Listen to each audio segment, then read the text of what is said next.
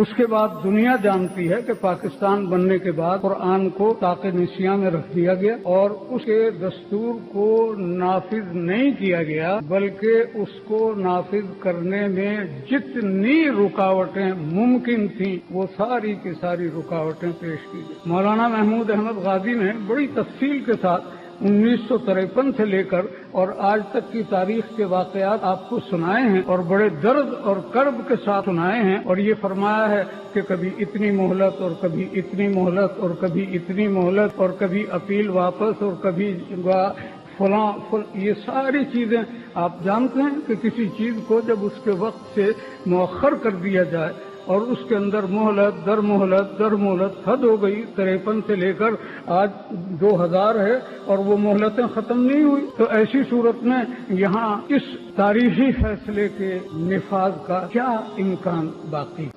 میں آپ سے پوچھتا ہوں، کیا یہ تاریخی فیصلہ نہیں تھا کہ جناب والا پاکستان کے اندر قادیانیت کو دائرہ اسلام سے خارج کیا جائے گا؟ یہ تاریخ ساز فیصلہ نہیں تھا؟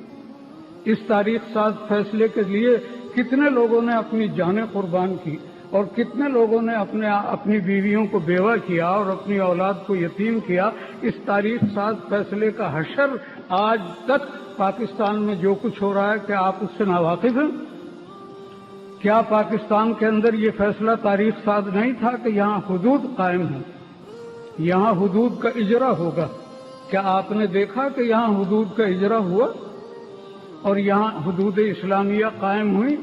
کیا یہ فیصلہ تاریخ ساز نہیں تھا کہ یہاں نظام زکوٰۃ قائم ہوگا، نظام صلاۃ قائم ہوگا؟